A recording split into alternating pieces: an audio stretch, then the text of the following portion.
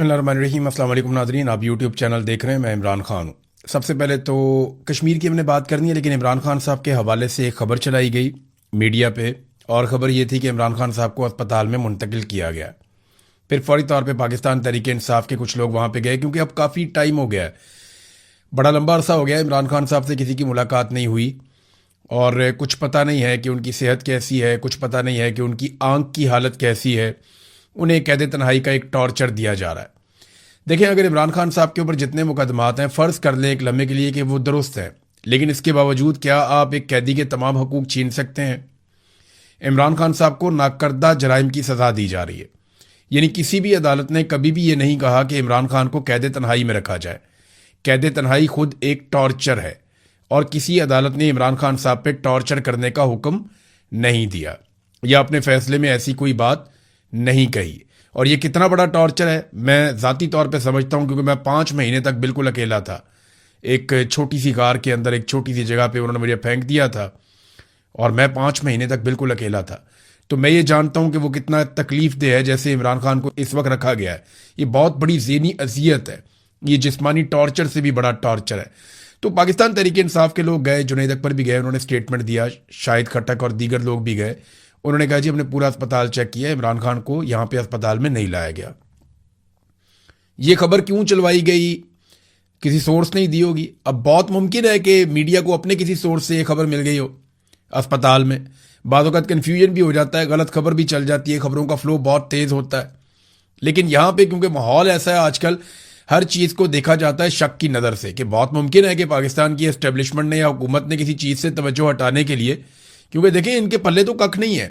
जो कश्मीर में इन्होंने कर छोड़ा है, जिस तरीके से लोगों को इन्होंने दीवार के साथ लगा दिया, अब कश्मीरी डटकर खड़े हो गए हैं। कश्मीरियों का रद्द-ए-अमल पाकिस्तानियों के रद्द-ए-अमल से मुख्तलिफ निकला। यानी अगर लाहौर के लोग एक दिन भी इस तरह निकलते, लाहौर की जो आबादी है वो टोटल कश्मीर की आबादी से डबल से ज़्यादा है। कश्मीरी तो 4-4.5 मिलियन है, और लाहौर में 1 करोड़ से ज़ायद की आबादी है। सिर्फ लाहौर के लोग ही कश्मीरियों जैसा रद्द-ए-अमल देते तो आज सूरत-ए-हाल कुछ और होती। 1 लाख के करीब घरों में चादर और 4 दीवारी का तकद्दुस पामाल किया गया, लेकिन किसी ने बॉदर ही नहीं किया। और कश्मीर में जब पुलिस जाती है या एफसी जाती है, वहाँ सिक्योरिटी फोर्सेस के लोग जाते हैं, वो जब चादर और 4 दीवारी का तकद्दुस पामाल करने लगते हैं, लोगों को गिरफ्तार करने की कोशिश करते हैं, तो अभी कोटली से ताज़ा मनाजिर आए हैं। इससे पहले कई इलाकों से मनाजिर आ रहे हैं कि लोग पुलिस को ही घेर लेते हैं। यानी किसी के घर में पुलिस घुसी है, पूरे इलाके के लोग इकट्ठे हुए, उन्होंने पुलिस को घेर दिया। बताओ जी क्यों लेके जा रहे हो, वजह क्या है, इनके घर में क्यों घुसे हो, वारंट दिखाओ, कोई कानूनी कार्रवाई कर रहे हो तो उसका जवाब दो। तो लोग पकड़ लेते हैं पुलिस को, वहां फिर पुलिस मिन्नतें कर रही होती है जी कि आप वापस जाने दें। अच्छी बात यह है कि जो कश्मीर के लोग हैं वो फिर जब पकड़ लेते हैं पुलिस को या सिक्योरिटी फोर्सेस को, फिर वो मारते नहीं है, वो उनकी वीडियो बनाते हैं और वो उनसे कहलवाते हैं कि देखिए अब आप बताएं कि क्या आप हमारे साथ जायज़ कर रहे हैं या नाजायज़ कर रहे हैं, क्या आप हमारे साथ ज्यादती नहीं कर रहे हैं, आप हमारे घरों में घुस रहे हैं, हम तो सिर्फ अपना हक मांग रहे हैं। देखिए हम आपको आप कह के बुला रहे हैं, आप हमें मारते हैं, जब हम आपके काबू आते हैं आप डंडों से मारते हैं, गोलियों से मारते हैं, लेकिन जब आप हमारे काबू आते हैं देखिए हम आपको नहीं मार रहे, आपको इज्जत से बिठाया, आपको पानी भी पिला रहे हैं। हालांकि जिन पुलिस वालों को गोलियां लगी, जख्मी हुए, उन्हें भी जो मकामी लोग हैं वही रेस्क्यू कर रहे थे, उनको उठा उठा कर लेकर जा रहे थे। अब ये इसकी इंक्वायरी होनी चाहिए कि उन्हें गोलियां कैसे लगी और क्या हुआ। बहरहाल मेरे पास कुछ तस्वीर और वीडियोज आई हैं, मैं देखकर हैरान रह गया। मैं ये चीजें दिखाना नहीं चाहता इसलिए कि इससे और ज्यादा नफरत फैलेगी और ज्यादा हालात खराब हो जाएंगे। लेकिन जो मैं देख रहा हूं, नकाबपोश लोग वहां पे क्या कर रहे हैं, अस्पताल में मरीजों को कौन मारता है, उन पे टॉर्चर कौन करता है, इसकी वीडियोज मौजूद हैं आजाद कश्मीर के लोगों के पास, वो शेयर भी कर रहे हैं। यानी मैंने बहुत सारे लोगों को मना किया, मैंने कहा यार इनको यहां दबाओ, वीडियो को बस खत्म करो, आपने मामला हल करना है, अपने और नफरत नहीं फैलानी और लड़ाई नहीं करनी, तो फॉर गॉड सेक इस लड़ाई को खत्म करें। जो कुछ इस वक्त लोगों के मोबाइल फोन्स के अंदर है, जो वीडियोस बन चुकी हैं, अगर ये सारी पब्लिक हो जाएं तो दुनिया में क्या मजाक उड़ेगा पाकिस्तान का, बड़ी बदनामी हो जाएगी। और अब कुछ थोड़ी सी इतलात आ रही है कि शायद मुज़ाकरात हो जाए, क्योंकि शहरी डट कर बैठ गए हैं।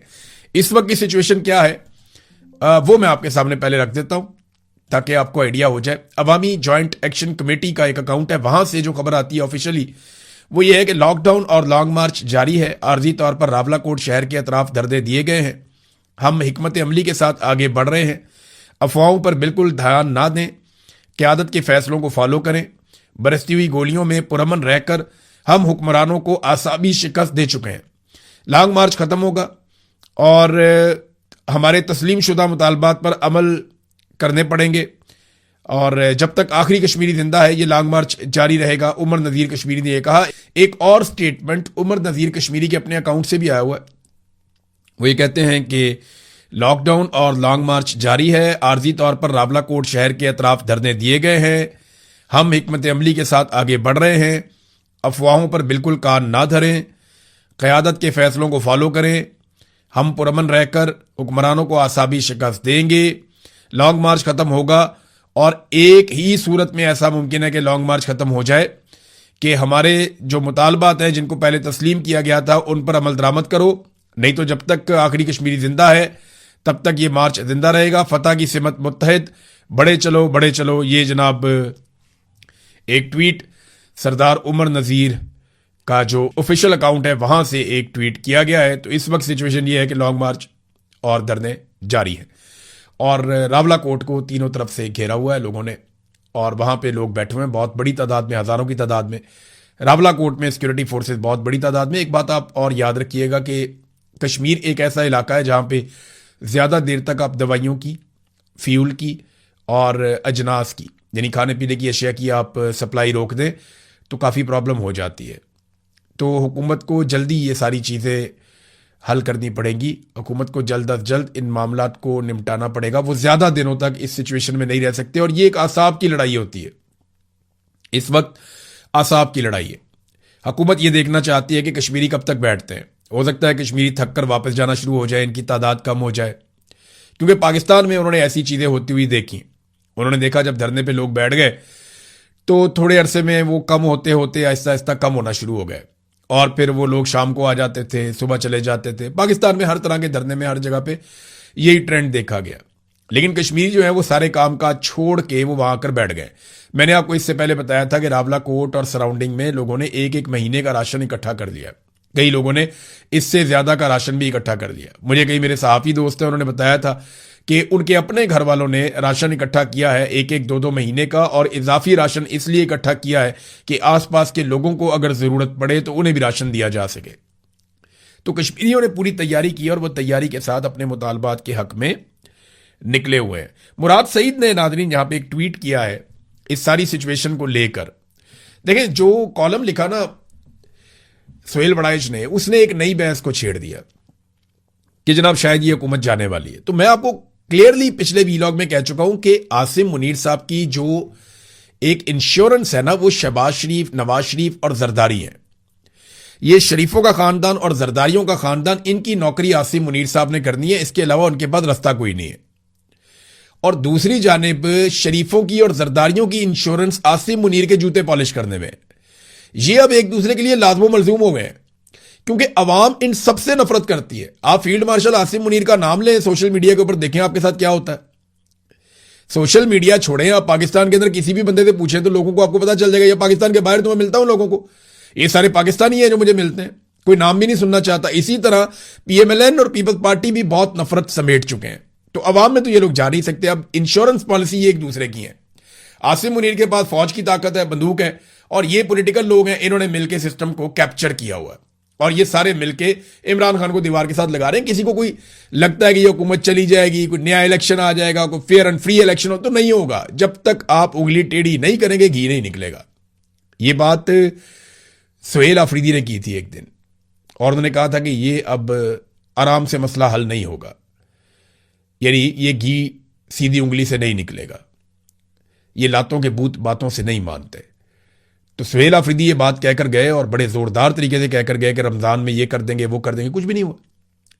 रमजान के बाद छोटी ईद आई, फिर कुछ नहीं हुआ। उसके बाद फिर कुछ नहीं हुआ। बकरा ईद आ गई, बकरा ईद में कुछ नहीं हुआ। बकरा ईद के बाद भी कुछ नहीं हुआ, आगे भी कुछ नहीं होना।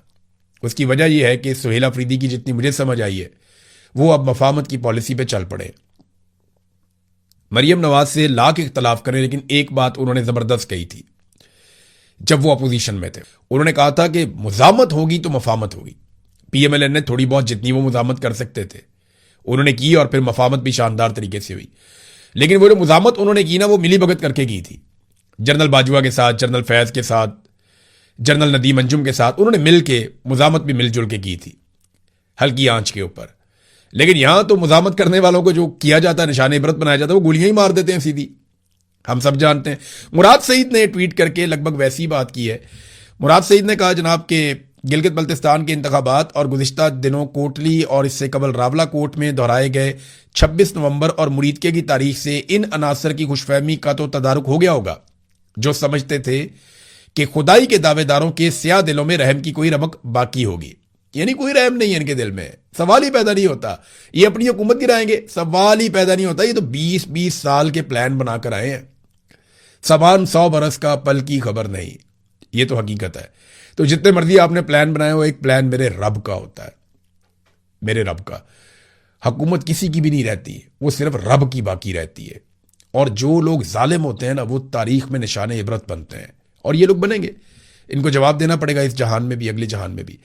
और फिर मुराद सईद ने दोबारा से मुज़ामत करने पर जोर दिया। उन्होंने कहा जनाब आप इनसे उम्मीद ना लगाएं बिल्कुल भी। और पाकिस्तान के अंदर जो है हुक्मरानों ने जो कुछ किया उससे एक अदम इस्तेहकाम पैदा हुआ है। पार्टी को तोड़ दिया गया, अवाम से उनका हुक्मरान चुनने का जो हक है वो छीन लिया गया। निहत्ते कश्मीरियों पे गोलियां अब बरसाई गई हैं, इससे पहले भी कत्लेआम किया गया है। मुरीदके वाला उन्होंने मिसाल दी, बाकी मिसाल दी। इमरान खान अगर आज बाहर होता तो आज इमरान खान को उनके बुनियादी इंसानी हकूक मैसर होते और उनका पैगाम बाहर आ सकता, तो उन्होंने यही करना था और इससे बढ़ के करना था। उन्होंने कश्मीरियों के साथ उनके हकूक के लिए खड़े होना था। ये मुराद सईद का दावा है। फिर उन्होंने कहा मेरी इतलात के मुताबिक पार्टी ने कल पार्लियामान के बाहर एहतजाज की कॉल दी है। इनसे भी गुजारिश है कि कश्मीर के साथ यकजहती और मुल्क को बचाने के लिए इमरान खान की रिहाई पर गुफ्तगू हो।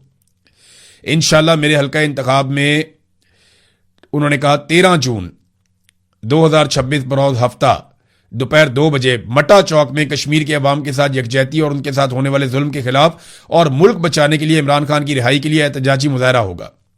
स्वात के तमाम कारकुनान उसमें भरपूर शिरकत करें। अगर हम आज एक दूसरे का बाजू ना बने तो एक एक करके हमें ऐसे ही मारेंगे जैसे 25 मई 2022 से लेकर 26 नवंबर 2024 तक तहरीक इंसाफ को मारा, जैसे मुरीदके में मारा, जैसे कोटली में मारा, जैसे रावला कोट में मारा, जैसे बरसों से बलूचिस्तान, फाटा और खैबर पख्तूनख्वा में मार रहे हैं। बंगालियों को भूल गए, उनको भी मारा था। बहरहाल मुराद सईद ने भी वो गलतफहमी दूर की है कि हुकूमत कहीं नहीं जा रही है, रल मिल के चला रहे हैं। ये सिर्फ थोड़े अरसे के बाद आपको एक नए ट्रक की बत्ती के पीछे लगाते हैं। इनका जाने का कोई इरादा नहीं है और पीटीआई के लोगों का ऐसा लगता है कि मुज़ामत का कोई इरादा नहीं है। लेकिन एक अच्छा काम किया पीटीआई ने।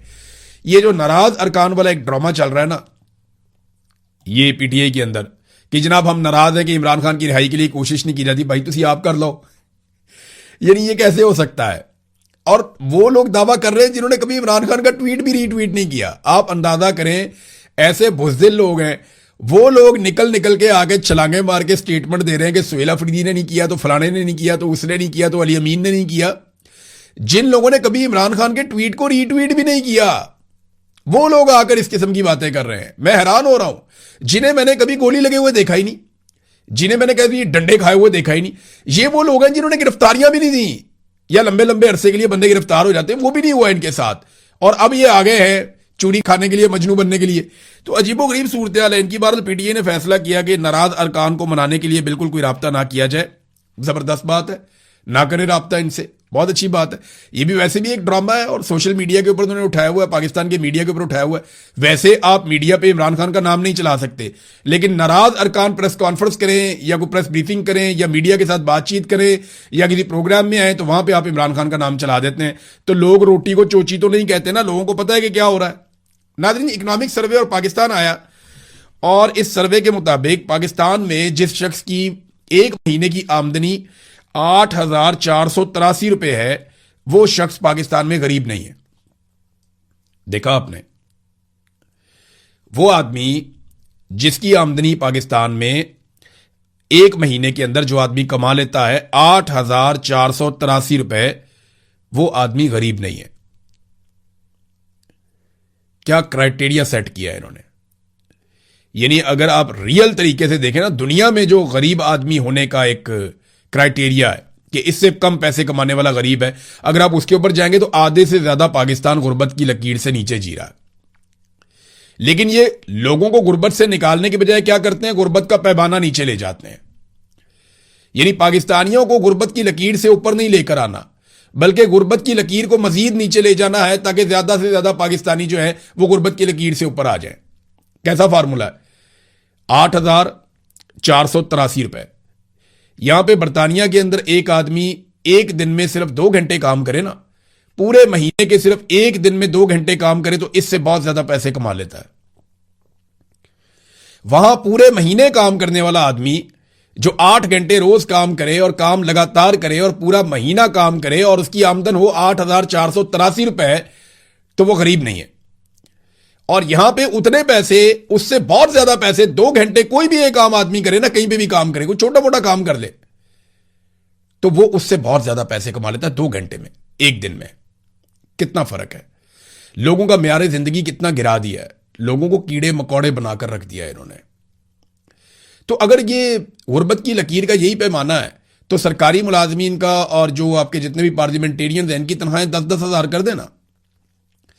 मेरा सवाल यह है कि फिर आपके मिनिस्टर 10 लाख रुपया क्यों लेते हैं, आपके स्पीकर 10 लाख रुपया क्यों लेते हैं, आपकी काबीना के मेंबर 8 से 10 लाख रुपया क्यों लेते हैं, आपके पार्लिमानी सेक्रेटरी 10-10, 8-8, 7-7 लाख रुपया क्यों लेते हैं, वो लग्जरी गाड़ियां क्यों लेते हैं। अगर गरीब होने का पैमाना 8,483 रुपये है तो आप इनकी तनख्वाहें 10-10 हज़ार रुपया मुकर्रर कर दें, लेकिन नहीं करेंगे। वहां ये बहुत सियाने हैं, इनको पता है कि ये तो उनका चंद घंटे का खर्चा नहीं है। एक खाना खाने जाओ ना होटल के अंदर, आप 8 बंदे जाएं खाना खाने के लिए या 6 बंदों का कुंभा खाना खाने के लिए जाए होटल के अंदर, तो वो बिल बना के 4-5 हज़ार रुपए का आपके हाथ में कम से कम पकड़ा देते हैं। 10 हज़ार रुपया तो वैसे ही बातों बातों में बिल बन जाता है होटल में बैठ के, और ये कह रहे हैं कि गुर्बत की लकीर से नीचे एक वक्त का खाना नहीं खा सकते आप बाहर अगर होटल में खा रहे हैं तो। इतनी गुर्बत पाकिस्तान के अंदर होगी। पूरे खित्ते में जो तालीम की सूरत हाल है वहां पे भी पाकिस्तान ने झंडे गाड़ दिए। एजुकेशन इंडिकेटर्स फ्रॉम HDI के मुताबिक पूरे खित्ते में तालीम के शोबे में हम सबसे पीछे रह गए ऑलमोस्ट। पहले नंबर पे अच्छी तालीम इस पूरे रीजन के अंदर ईरान की है, फिर श्रीलंका, मालदीव, भारत उसके बाद आता है, भूटान उसके बाद आता है, बांग्लादेश उसके बाद आता है, नेपाल उसके बाद आता है और फिर पाकिस्तान। पाकिस्तान के बाद सिर्फ एक मुल्क बचा है और वो है अफगानिस्तान। और पाकिस्तान का और अफगानिस्तान का ज्यादा फर्क बचा नहीं है। यानी तालीम के शोबे में, तालीम में फैसिलिटेट करने में जो हालात हमने तालीम के शोबे में किए हुए हैं, जो बच्चों को हम तालीम देते हैं, पाकिस्तान इस पूरे रीजन में सबसे पीछे है। सिर्फ हमारा मुकाबला रह गया अफगानिस्तान के साथ। अगर अफगानियों ने थोड़ी सी मेहनत कर दी ना, या अफगानियों ने थोड़ा सा जोर लगा लिया, तो पाकिस्तान आखिरी नंबर पे चला जाएगा। ये हमारे हालात। हम एक एटमी पावर हैं इस मुल्क में, हमने एटम बम बनाया है, इतने बड़े बड़े नाम, इतने बड़े बड़े लोग, इतने बड़े बड़े ब्रांड पैदा किए हैं, और हमारी तालीम की हालत आपके सामने, तो मुल्क आगे कैसे जाएगा। हमारी प्रायोरिटी ही नहीं है, इन चीजों पे हमारी तवज्जो ही नहीं है। नाज़रीन, एक खबर आई है बल्दिया फैक्ट्री के हवाले से। सानिया बल्दिया टाउन के हवाले से अदालत ने ऑर्डर दिया और 2 MQM के जो साबिक कारकुनान हैं, 2 MQM के लोग हैं, उनको उन्होंने बरी कर दिया, बेनिफिट ऑफ डाउट उनको देते हुए। तो अब मुझे ऐसा लगता है, और उसके बाद जो है ना, वो MQM के लोग हैं, वो कुछ ट्वीटें करके ये कह रहे हैं कि जनाब हमसे माफ़ी मांगो, और हमसे कौन माफ़ी मांगेगा, हम पे क्यों इल्ज़ाम लगाया। मैं उस दिन वहाँ गया था जिस दिन सानिया बल्दिया टाउन हुआ था। मुझे याद है आज भी 11 सितंबर 2012 का इंसिडेंट है। हम फौरी तौर पे वहाँ पे गए थे। मैं वहाँ 2-3 दिन रहा, मैं कवरेज करता रहा, मैंने एक एक चीज़ देखी है। हमाद सिद्दीकी और उसके लड़के जिस अंदाज में MQM ने घेरा हुआ था पूरे एरिया को, किसी को पर भी नहीं मारने देते थे। सिक्योरिटी फोर्सेस भी उनसे डरती थी, हर चीज़ उनके कंट्रोल में थी, वो मीडिया को आगे नहीं जाने देते थे, हर चीज़ को मैनेज करते थे, और हर इंटरव्यू वो खुद देते थे। जब कोई और आकर बात करता था वहाँ अपने लड़के खड़े करते थे। MQM ने जिस तरह यरगमाल बनाया हुआ था। 260 लोग जाम बहक हो गए। अब सुप्रीम कोर्ट या अदालत ने इंसाफ इस लेवल का दिया कि अब पता चलता है सारे लोग खुद ही मर गए थे। बल्दिया टाउन का इतना बड़ा सानिया हुआ, कुंडियां लगा दी, दरवाजे बंद कर दिए, हर तरफ से लोगों को अंदर घेर के आग लगा के मार दिया गया, और अब खबर यह आती है कि वो खुद ही मर गए थे। यानी कोई अदालती इंसाफ मैसर नहीं है। तो पाकिस्तान जैसे मुल्क में इतने बड़े साने के बाद जब इंसाफ नहीं होगा तो कौन अपने आप को महफूज महसूस करेगा, कौन इस मुल्क में सरमायाकारी लेकर आएगा। यहां पे तो 260 आदमी मर जाते हैं, इंसाफ नहीं होता, कोई कमीशन नहीं, कोई रिपोर्ट नहीं, कुछ पता नहीं चलता कि किसने क्या किया और कौन इसके लिए रिस्पॉन्सिबल था। लोग बरी होते चले जा रहे हैं और ताने दे रहे हैं MQM के लोग। मैं MQM को जरा थोड़ा आईना दिखा दूं। एक तो आपके साथ बहुत ज्यादती हुई है, मैं ये मानता हूं। महाजरों के साथ बहुत जुल्म हुआ, उनको दीवार के साथ लगाया गया, उनकी चादर और 4 दीवारी का तकद्दुस पामाल किया गया और उनके लिए कोई रास्ता नहीं छोड़ा गया। बाज़ औक़ात उन्हें जानवरों की तरह मारा भी गया। इसकी कोई गुंजाइश नहीं थी जो मावरा अदालत कत्ल हुए। इन तमाम लोगों को अगर किसी ने जुर्म किया था तो अदालत में पेश करना चाहिए था। इन तमाम लोगों को कानून के मुताबिक सजा होनी चाहिए थी। लेकिन एमक्यूएम भी एक दौर के अंदर पूरे फिरौनियत पे उतरी हुई थी। जिस तरह सेक्टर ऑफिस से फोन आ जाता था, हर तरफ थरथल्ली मच जाती थी। इनकी राब्ता कमेटी का मीडिया के दफ्तर में फोन आ जाता था, वहां पे सांप सूंघ जाता था। फिरौन के लहजे में बात करते थे ये लोग, मुझे अच्छी तरह याद है। मैं देखता था, इनका फोन आता था, पूरे न्यूज रूम में एक आवाज लगती थी, एमक्यूएम का फोन, सन्नाटा हो जाता था बिल्कुल। लोग इतना इनसे डरते थे। हर चीज पे इन्होंने कंट्रोल किया था। भत्ता ही एमक्यूएम वाले वसूल करते थे, अमन कमेटी वाले भी करते थे, पीपल्स अमन कमेटी वो भी करते थे, ये भी करते थे। इनकी आपस की लड़ाई में कितने जवान मारे गए, कितना कराची का नुकसान हो गया, कितनी लूट मार हुई कराची के अंदर। तो एमक्यूएम बरीउज़िम्मा नहीं हो सकती। फिर इन्होंने डिक्टेटर के साथ मिलकर जिस लेवल का जुल्म किया वो भी हम अच्छी तरह जानते हैं।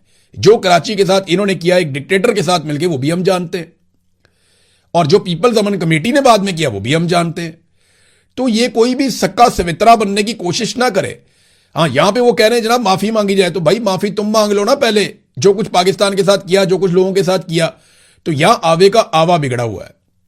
तो ये अफसोस मुझे इस बात का है कि इतने साल गुजर गए, आज 15 साल हो गए और इंसाफ नहीं हुआ। सानिया बल्दिया टाउन का, फैक्ट्री का 260 लोग शहीद हुए थे। किसी अमीर आदमी का बच्चा मर जाता तो मैं देखता इंसाफ हो जाता।